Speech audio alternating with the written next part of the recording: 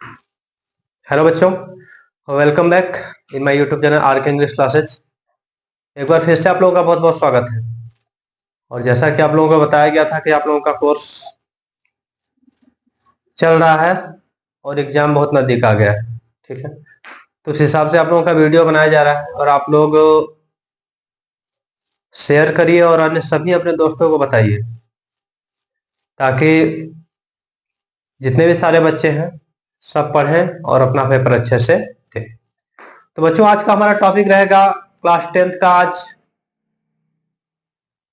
रोज पढ़ाया जा रहा है, जिसका जो पहला लेसन है अ लेटर टू गॉड, ठीक है। तो जितने भी बच्चे हैं जो कि क्लास 10th के हैं,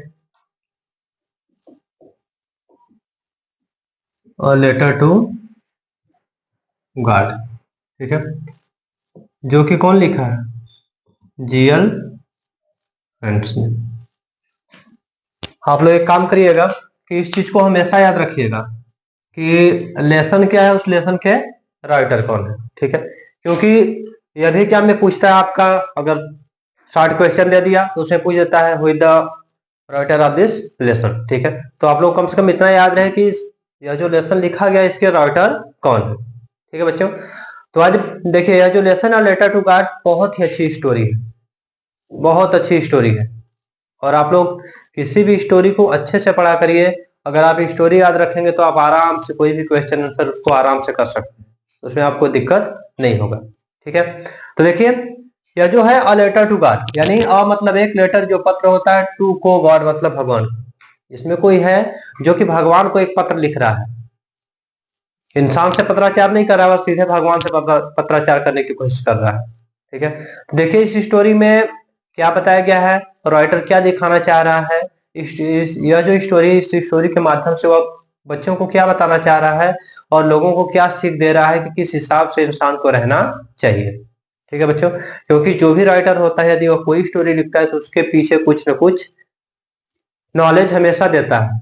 ऐसा नहीं कि बस स्टोरी लिख दिया, पढ़ लिया आपने, काम खत्म, ठीक है। स्टोरी को पढ़िए तो उस हिसाब से थोड़ा सा उसको अपने माइंड में बैठाइए कि इस स्टोरी का मतलब क्या है, उसे हमें अपने पर्सनल लाइफ में फॉलो करना है कि नहीं करना है, ठीक है। उस हिसाब से हमें चलना है या नहीं चलना है। तो ये देखते हैं। देखिए, यह जो हमारा स्टोरी है अ लेटर टू गॉड, यह स्टार्ट होती है एक छोटे से किसान के साथ जिसका नाम रहता है लेंचो, ठीक है। देखो, यह जो स्टोरी है यह पूरी किसकी है? यह जो स्टोरी है पूरी लेंचो की है, ठीक है। लेंचो क्या रहता है? फार्मर रहता है, एक किसान रहता है, ठीक है बच्चों। ये जो लेंचो रहता है एक किसान रहता है, ठीक है। और यह जो किसान है यह बहुत ही गरीब रहता है और इसका भगवान के प्रति इतना ज्यादा विश्वास रहता है कि यह भगवान से ही पत्राचार कर डालता है, भगवान से ही अपनी हेल्प करवा देता है कि आप ही मेरी सहायता कीजिए, बाकी और मेरे पास कोई नहीं है जो कि मेरी सहायता कर सके, ठीक है। और आइए एट लास्ट देखेंगे कि क्या भगवान ने उसकी सहायता किया या फिर सिर्फ उसका विश्वास ऐसे ही जान गया, ठीक है। तो देखिए, यह जो स्टोरी शुरुआत होती है, बताया गया है कि यह जो लेंचो था, इसका जो घर था एक पहाड़ी की निचली चोटी पर स्थित था, जहां पे यदि आप खड़े हो जाएं तो वहां पे इसके जो खेत खलिहान, जो इसके अनाज लगे हुए थे, उनको, वहां की जो नदियां थी उन नदियों को आप देख सकते थे, ठीक है।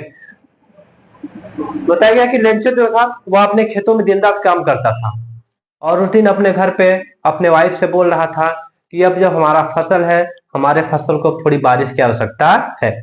क्योंकि कोई भी किसान होता है, यदि उसको उसके फसल को हर चीज की आवश्यकता होती है, कब पानी चाहिए, कब खाद चाहिए, कब किस चीज की आवश्यकता है, ठीक है। तो अभी जो लेंचो था यह दिन रात अपने खेतों में रहता था और कब फसल को किसकी आवश्यकता है ये इसको हमेशा इस चीज का पता रहता था। तो अपनी वाइफ से बोलता है कि अब हमारे फसल को कुछ पानी की आवश्यकता है, यदि पानी मिल जाता तो हम लोगों का फसल और अच्छा हो जाता।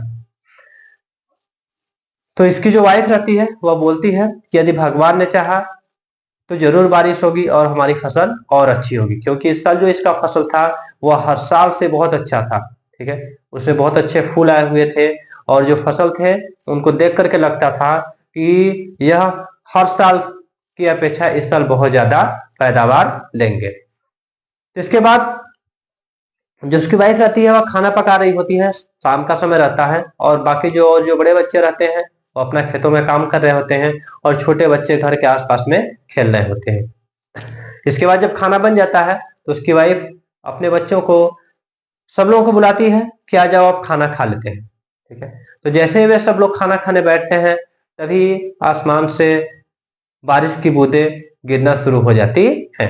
इस चीज को देख करके लेंचो बहुत खुश होता है और वो बोलता है कि आज मेरी की गई भविष्यवाणी बिल्कुल सही हो गई, यानी भगवान ने हम लोगों की सुन लिया, आज बारिश होना स्टार्ट हो गया। ठीक है, और लेंचो इतना खुश हुआ कि बारिश की उसने तुलना कर दिया। ये जो बड़ी बड़ी बूंदें गिर रही हैं आसमान से, यह 10 सेंट की हैं, और जो छोटी बूंदें हैं वह 5 सेंट की है। यह क्वेश्चन आप लोगों के पेपर में आता है। ठीक है, तो क्वेश्चन जो स्टोरी है इसको याद रखिएगा कि उसने बड़ी बूंद की तुलना किससे की थी, 10 सेंट से, और जो छोटी बूंद थी वह 5 सेंट से। ठीक है, तो वह देख करके बहुत खुश होता है और उस बारिश का आनंद लेने के लिए वह थोड़ा सा बाहर चला जाता है। वो थोड़ा सा बाहर जाता है और अपने शरीर पे थोड़े से बारिश को लेता है और उसको बहुत खुशी मिलती है। इसके बाद फिर अंदर आता है और बहुत ही खुश रहता है, बिल्कुल संतुष्ट भाव, उसमें बिल्कुल सेटिस्फाइड रहता है कि अब मेरी जो फसल है मेरे उम्मीद के हिसाब से क्या करेगी, वह अच्छा रहेगी। तभी क्या होता है, किसी बीच में ओले पड़ने शुरू हो जाते हैं, थोड़ा सा हवा तेज चलने लगता है और उसी बीच में ओले पड़ने शुरू हो जाते हैं, यानी कि बर्फ पड़ना शुरू हो जाता है। ठीक है, तो इसके बाद फिर भी लेंचो भी दुखी नहीं होता है, क्योंकि थोड़े से बर्फ पड़ने से कोई दिक्कत नहीं होता। तो लेंचो बोलता है कि ये जो बर्फ पड़ रहे हैं बर्फ नहीं है, ये बर्फ के टुकड़े नहीं है, बल्कि क्या है, यह चांदी के नए सिक्के हैं। अभी वह दुखी नहीं होता है, लेकिन फिर आगे देखिए क्या होता है कि वह जो बर्फ पड़ना शुरू हुआ था और जो आंधी चलना शुरू हुआ था वह लगभग उसके खेतों में 1 घंटे तक होता रहा।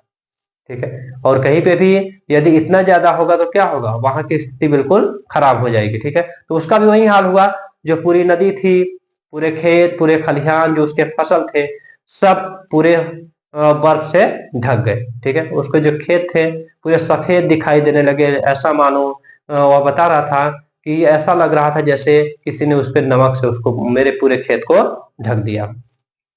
जब बारिश समाप्त होती है इसके बाद लेंचो अपने खेत में जाता है और बीच में खड़े होकर के अपने बच्चों से बोलता है कि हमारी सारी मेहनत खराब हो गई, जो भी था सब कुछ नष्ट हो गया। यदि एक टिड्डी का दल भी आता तो भी इतना बर्बाद नहीं करता, कुछ ना कुछ बच जाता, लेकिन यह जो बर्फ पड़ा, इतना तेज आंधी चला, यह हम लोगों का सब कुछ बर्बाद कर दिया। हमारे फसलों पे एक भी पत्ता नहीं बचा, यानी सब कुछ क्या हो गया, सब कुछ बिल्कुल तबाह हो गया, सब कुछ खत्म हो गया। लेंचो बहुत दुखी होता है, क्योंकि बोलता है कि अब हम लोगों की तो यही उम्मीद थी और तो हम लोग कोई हेल्प करने वाला है नहीं। ठीक, इसके बाद रात होती है, घर पे आता है, लेटता है और रात भर वही सोचता है कि अब हमारी सहायता कौन करेगा, अगर हमारी सहायता नहीं हुई तो हम क्या करेंगे, इस साल हमें भूखों मरना पड़ेगा, क्योंकि हमारे पास हमारी सहायता करने वाला कोई नहीं है। लेकिन लेंचो थोड़ा बहुत पढ़ा भी रहता है, क्योंकि वह लोगों से और भी बातें सुना हुआ था कि जो भगवान करता है वह गलत नहीं करता है, और भूख से आज तक कोई नहीं मरा है, न तो मरता है। ठीक है, तो बताता है और रात भर वही सोचता है कि आखिर मेरी सहायता कौन करेगा। ठीक है, तो फिर वह सोचता है कि कम से कम कोई नहीं तो भगवान तो मेरी सहायता जरूर करेगा। तो निश्चय बनाता है कि मैं अब भगवान को एक पत्र लिखूंगा और भगवान से सहायता के लिए बोलूंगा। इसके बाद सुबह जगता है और एक पत्र लिखता है, और उसमें लिखता है भगवान को कि भगवान, जब तक मैं अगली अपनी फसल पैदा ना कर लूं तब तक के लिए आप मुझे कम से कम 100 पीसोज भेज दीजिए, यानी मुझे कुछ पैसों की आवश्यकता है, मुझे कम से कम 100 पीसोज भेज दीजिए, जिससे कि जब तक मैं अपनी फसल नहीं उगा सकता हूं, जब तक मैं अपने फैमिली, अपने परिवार का भरण पोषण कर सकूं, इनको जिंदा रख सकूं और अपनी अगली फसल को बो सकूं। इसके बाद वो पत्र लिखता है, लेकर के जाता है और मेल बॉक्स में उसको डाल देता है।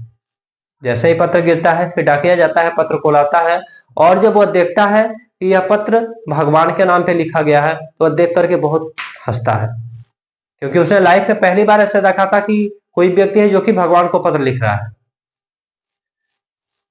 इसके बाद वो अपने उस पत्र को लेकर के हंसते हुए जाता है अपने पोस्ट मास्टर के पास और बोलता है कि देखिए, यह कोई किसान है जिसने कि सीधे भगवान से पत्राचार शुरू कर दिया है।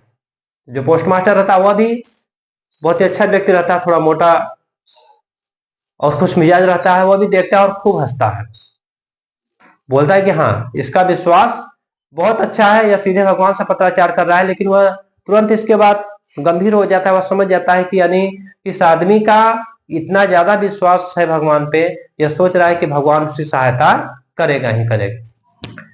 उस विश्वास को बनाए रखने के लिए वह निर्णय करता है कि मैं क्या करूंगा, मैं इस व्यक्ति की सहायता करूंगा, मैं लेंचो की सहायता जरूर करूंगा। इस सहायता के लिए वह जाता है अपने और एम्प्लॉय के पास, बोलता है कि क्या करो, तुम लोग कुछ ना कुछ थोड़ा बहुत दान दो ताकि मैं इस किसान की सहायता कर सकूं और जो इसका विश्वास है भगवान पे यह टूटने न पाए। तो वे जितने भी एम्प्लॉय रहते हैं सब कुछ ना कुछ देते हैं, और जो पोस्ट मास्टर रहता है वह अपने सैलरी में से कुछ भाग उसमें मिक्स करके उस लिफाफे में डाल करके वह उसको डाल देता है, रख देता है। इसके बाद अगली सुबह जो लेंचो रहता है वह आ जाता है बहुत जल्दी ही, पता करने की भगवान ने उसके लिए कुछ भेजा कि नहीं। इसके बाद जो डाकिया रहता है वो खुद लाकर उसको पत्र देता है कि नहीं लो, तुमको भगवान ने कोई पत्र दिया।